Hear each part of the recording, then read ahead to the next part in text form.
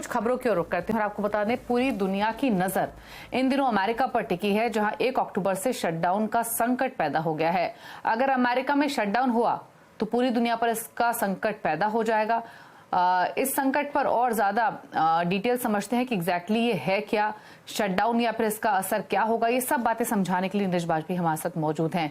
नीरज जी, क्या है ये पूरी सिचुएशन, किस तरीके का ये संकट है जो इमर्ज हो रहा है, और अगर ऐसा होता है वाकई में तो क्या असर देखने को मिल सकता है दुनिया भर में? जी, अमेरिका में शटडाउन का मतलब ये होता है कि सरकारी कामकाज रुक जाएगा। क्यों रुकेगा? क्योंकि सरकार को रोज के कामकाज चलाने के लिए, अपनी स्कीम्स को कंटिन्यू करने के लिए पैसे की ज़रूरत होती है, और वो पैसा कर्ज के तौर पे सरकार लेती है, और उसके लिए उसको कांग्रेस की यानी अमेरिकी संसद की मंजूरी चाहिए, जिसमें पक्ष और विपक्ष दोनों के लोग शामिल होते हैं।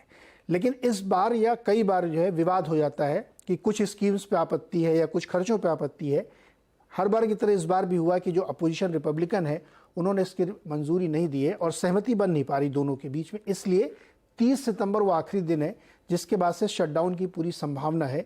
तो इसका अर्थ ये होगा कि अगर ये शटडाउन मान लीजिए हो गया 1 अक्टूबर से, तो बहुत सारे सरकारी कामकाज रुक जाएंगे। जैसे करीब 33 लाख वहाँ पे सरकारी कर्मचारी, जिसमें 13 लाख डिफेंस के, मिलिट्री के, पुलिस के ये लोग हैं, और 20 लाख सिविल लोग हैं, इनकी सैलरीज रुकेंगी। जो बहुत इसेंशियल सर्विसेज हैं वो जारी रहेंगी, लेकिन उनको सैलरी नहीं मिलेगी। इसमें से जो कॉन्ट्रैक्ट वर्कर होगा, जब समझौता हो जाएगा तो उसकी सैलरी नहीं मिलेगी, बाकी की सैलरी रिज्यूम हो जाएगी। हेल्थ बेनिफिट्स जो लगातार सरकार देती है हमें, तो जो कंटिन्यू होगा, यानी जिनके पास पहले से है वो तो जारी रहेगा चूंकि वो एसेंशियल सर्विसेज हैं, लेकिन नए रजिस्ट्रेशन नहीं होंगे, नए अपडेट नहीं होंगे, रिन्यूअल्स नहीं होंगे, उनकी रुकेगी। बहुत सारे न्यूट्रिशंस के प्रोग्राम सरकार चलाती है वहाँ मदर्स और चाइल्ड के लिए, उसमें जो पहले से है वो कंटिन्यू रहेंगे, नए वाले रुक जाएंगे। जो बहुत सारे इमाइग्रेंट्स हैं उनके लिए बहुत सारी बेनिफिट सर्विसेज चलाती है, वो रुक जाएंगी।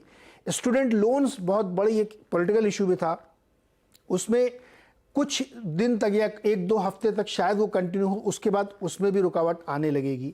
तो ऐसी बहुत सारी जो सरकारी स्कीम्स हैं उस पर रुकने का खतरा है, और कर्मचारियों की सैलरी पूरी तरीके से रुकेगी। तो इसका इम्पैक्ट पूरे देश में मैसिवली पड़ेगा, और ये सिर्फ फेडरल गवर्नमेंट के लिए, ध्यान रखिएगा, केंद्र की जो वहाँ की सरकार फेडरल गवर्नमेंट है उसकी स्कीम्स और उसके एम्प्लॉयज़ पे इसका इम्पैक्ट पड़ेगा।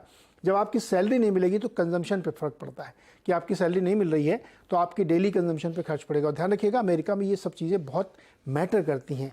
तो इसलिए बहुत चिंता जताई जा रही है कि अगर ये प्रोलॉन्ग हो गया, यानी शटडाउन के बाद समझौता नहीं हुआ 1-2 हफ्ते तक, तो फिर दिक्कत बढ़ती जाएगी। और ऐसे में फेडरल रिजर्व के सामने या इकोनॉमिक कमेटी के सामने ये बहुत बड़ी चुनौती खड़ी हो जाएगी कि वो कैसे इस सिचुएशन को मैनेज करें, क्योंकि ऑलरेडी वहाँ पे इंटरेस्ट रेट बहुत तेज़ी से ऊपर की तरफ जा रहे हैं, और उससे सप्लाई डिमांड का बहुत बड़ा मिसमैच क्रिएट होगा।